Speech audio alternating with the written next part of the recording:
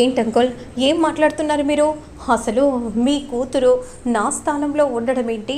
అసలు ఇదంతా ఏంటి? ఏమనుకొని ఇదంతా చేసింది? ఇలా చూస్తూ నేనెలా ఊరుకోవాలి అని కోపంగా అంటూ ఉంటుంది. నేను అడిగే ప్రశ్నకు ఎవ్వరు కూడా సమాధానం చెప్పడం కాదు. నువ్వు నువ్వు చెప్పు. ఎందుకు మిస్ అమ్మ నా స్థానంలోకి నువ్వు ఎందుకు అడుగు పెట్టావో చెప్పు. ఏంటంటే ఏం జరుగుతుందంటే మీరు కూడా అలా ఏం మాట్లాడకుండా మౌనంగా ఉంటే ఎలా అంటే అడగండి అంటే నిలదీయండి.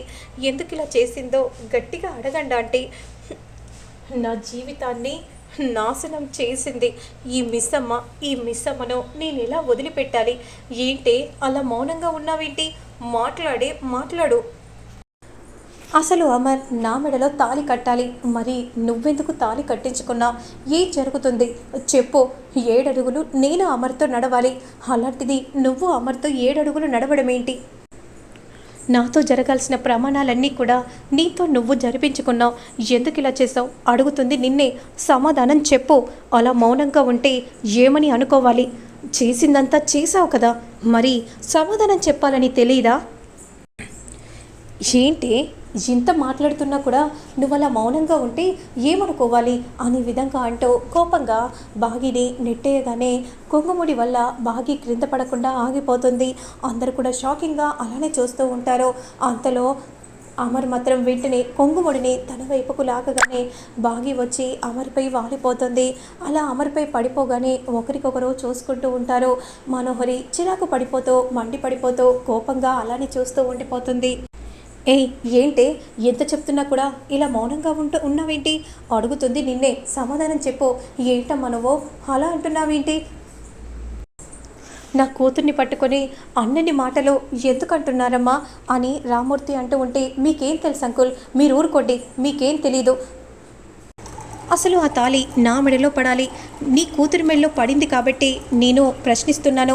లేదంటే నేనెందుకు ప్రశ్నిస్తాను అంకుల్, మీరే చెప్పండి అని కోపంగా మనోహరి అంటూ ఉంటే రామూర్తి అలానే చూస్తూ ఉండిపోతాడు. నిన్ను వదిలిపెట్టను మిస్ అమ్మ. నేను చూస్తుంటేనే ఎంత కంపరంగా ఉందంటే అసలు నిన్ను మాత్రం నేను వదిలిపెట్టను అని విధంగా అంటూ కోపంగా బాగిని నెట్టేయగానే అదే సమయానికి బాగికి కోపం వస్తుంది. గ్వాగిలో ఉన్న ఆరు ఒక్కసారిగా కోపంతో ఆ ఉగ్రరూపాన్ని మనోహరిపై చూపించబోతూ ఉన్న సమయంలో పౌర్ణమి గడియలు అయిపోవడంతో వెంటనే బాగిలో నుండి ఆరు బయటికి వచ్చేస్తుంది. ఒక్కసారిగా షాక్ అయిపోతుంది ఆరు. ఇక బాగి మాత్రం కళ్ళు తిరిగి క్రింద పడిపోతుంది. అందరూ కూడా షాక్ అయిపోతారు. అమ్మ బాగి ఏమైందమ్మా అనే విధంగా రామూర్తి అంటూ ఉంటే మంగళ మాత్రం ఏంటండి ఇలా జరిగిందేంటి? నేనేం చెప్పాను, మీరేం చేశారు? ఏకంగా తను ఇలా చేస్తుందని అనుకోలేదు. అమ్మని ఎన్ని కష్టాల నుండి బయటపడేసి అమ్మని నా సొంతం చేసుకోవాలని అనుకున్నాను. కానీ నాకు పోటీగా మిస్ అమ్మ వచ్చింది కదా. ఇక ఈ మనోహరి అంటే ఏంటో చూపించాల్సిన సమయం వచ్చేసింది. తనని నేను ఇక వదిలిపెట్టే ప్రసక్తే లేదు అని కోపంగా మనోహరి మంగళతో అంటూ ఉంటుంది. తనను మీరు ఏమైనా చేసుకోండి, నాకు మాత్రం ఎలాంటి సంబంధం లేదు. ఇదంతా నాకు మాత్రం ఏమీ తెలియదు. అసలు పంతులు గారు చెప్పడంతో ఆయన నేను పరిగెత్తుకుంటూ వచ్చాము. పౌర్ణమి గడియల్లో మీ కూతురు పెళ్లి జరగబోతుందంటే నిజమైనో కాదో అని భయపడుతూ వచ్చాము. నిజమే అయింది. మరి ఆ విషయం ముందే నాకు చెప్పాలి కదా. చెప్పాలనుకున్నాం, కానీ పెళ్లి మండపంలో మీరు కనిపిస్తే కదా అని మంగళ అంటూ ఉంటుంది. మరోవైపు అసలు ఏం జరిగింది? అమ్మ బాగి అనే విధంగా అంటూ కంగారు పడిపోతూ ఉంటే వెంటనే బాగిని తీసుకుని మన ఇంటికి వెళ్దాం పదరా అని అనగానే వెంటనే అమర్ కోపంగా బాగిని చూస్తూ ఉంటాడు. అమర్ వెంటనే బాగిని ఎత్తుకొని కారులో కూర్చోబెడతాడు. బాగి పక్కన అమర్ కూర్చుంటాడు. ఇక పిల్లలు మాత్రం షాక్ అయిపోతారు. ఇక వెంటనే డ్రైవర్ పోనీ అని అనగానే వెంటనే డ్రైవర్ పోనిస్తూ ఉంటే రాథోడ్ పిల్లల్ని తీసుకొని అమ్మ నాన్నని తీసుకొని వచ్చేసాయి. సరే సార్ అనే విధంగా అంటూ రండి మేడం అని అంటూ అక్కడ నుండి తీసుకెళ్తూ ఉంటారు. అలా కారులో వెళ్తూ ఉండగా బాగి వెంటనే అమర్ వల్ల వాలిపోతుంది. అప్పుడు బాగిని అలా పక్కకు జరపగానే బాగి మళ్ళీ అమర్ పైనే పడుతుంది. ఇక అమర్ ఏం చేయలేక ఆగిపోతాడు. అలానే చూస్తూ ఉండిపోతాడు. ఇలా తనతో కలిసి మొదటిసారి ఇంటికి వస్తున్నప్పుడు కుడికాలు పెట్టి ఇంట్లోకి రావాలి, మన ఆనవాయితీ ప్రకారం. ఇప్పుడు అవన్నీ ఎందుకమ్మా? అది కాదురా, ఎలా అయితే ఏంటి, 3 ముళ్ళు మాత్రం నువ్వు మిస్సమ్మ మెడలో కట్టావు కాబట్టి ఇక మన సాంప్రదాయం తప్పకూడదు కదా అని అనగానే వెంటనే అమర్ తల్లి హారతి ఇస్తుంది. ఇక అమర్ మాత్రం బాగిని ఎత్తుకొని కుడికాలు ఇంట్లో పెడతాడు.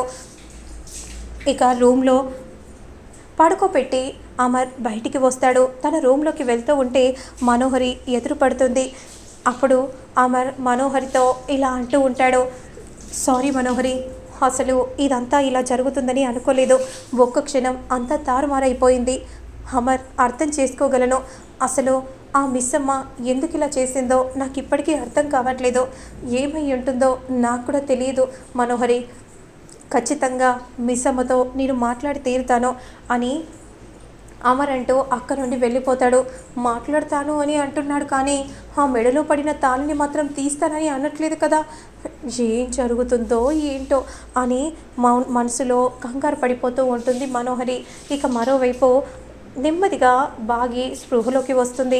స్పృహలోకి వచ్చి చూసేసరికి ఏంటి నేను ఇక్కడ ఉన్నానో అనే విధంగా అంటూ అటు ఇటు చూస్తూ ఉంటుంది. నా మెడలో ఈ తాళేంటి, ఈ తాళి ఎవరు కట్టుంటారు అనే విధంగా అనుకుంటూ తన తాళిని చూసుకుంటూ ఉంటుంది. అంతలో అమర్ తల్లి వస్తుంది. అమ్మా లేచావా? సరే ఇదిగో ఈ చీరను కట్టుకొనిరా. సరేనా ఆంటీ, ఏం జరిగింది? నా కొడుకును పెళ్లి చేసుకున్నావు కదా అమ్మా అని అనగానే ఒక్కసారిగా మిస్సమ్మ షాక్ అయిపోతుంది. అసలు ఏంటి, ఏం జరుగుతుంది? పిల్లలతోనేమో ఈ పెళ్లి జరగదు ఆపుతానని ఇక్కడికి కళ్యాణ మండపానికి పిల్లల్ని తీసుకుని వచ్చానని పిల్లలు నాతో చెప్పారు. ఇక్కడేమో నేను సార్తో తాళి కట్టించుకోవడం ఏంటి, అసలు నా మెడలో ఈ తాళిలా పడిందో ఇప్పటికీ తెలియట్లేదు. ఏంటి, ఏం జరుగుతుందో ఏం అర్థం కావట్లేదు. ఇప్పుడు ఆయనతో నేను ఏమని మాట్లాడాలి, ఏం చెప్పాలి అనే విధంగా అనుకుంటూ వెంటనే వెళ్ళి రెడీ అవుతూ ఉంటుంది. అదే సమయానికి రామ్మూర్తి మంగళను తీసుకొని ఇంట్లోకి వస్తారు. రండి కూర్చోండి అనే విధంగా అమర్ తల్లిదండ్రులు ఇద్దరు అంటారు. నీలా కాఫీ తీసుకొనిరా. సరే అమ్మగారు అనే విధంగా అంటూ వెంటనే ఇక కాఫీ ఇవ్వగానే అమ్మ బాగి, మీ నాన్న పిన్ని వచ్చారమ్మా నాన్న అనే విధంగా అంటూ పరిగెత్తుకుంటూ వచ్చి గట్టిగా హక్ చేసుకుంటుంది. అంతలో మనోహరి కోపంగా చూస్తూ ఉంటుంది. ఏదో తెలిసి తెలియక ఎందుకు చేసిందో తెలీదు కానీ పెళ్ళి మాత్రం సార్తో జరిగిపోయింది. మనసులో ఎలాంటివి పెట్టుకోకుండా నా కూతుర్ని మీరు బాగా చూసుకుంటారని నమ్ముతున్నాను. చూసుకోవడం ఏంటి, మీరు వచ్చారు కదా తనని తీసుకెళ్ళండి. ఏంటమ్మా ఏమంటున్నావు? ఒక ఆడపిల్ల మెడలో తాళి పడిందంటే దానిని మళ్ళీ విప్పకూడదు కదా. మరి అంటే ఏమంటున్నారు మీరు? ఏంటంటే అవునమ్మా, పద్ధతి ప్రకారం అలా చేయటం తప్పు. ఇక జరిగిందేదో జరిగిపోయింది. ఈ ఇంటి కోడలిగా మిస్సమ్మనే కొనసాగుతుంది అని అమర్ తల్లి అనగానే కోపంగా మనోహరి చూస్తూ ఉండిపోతుంది.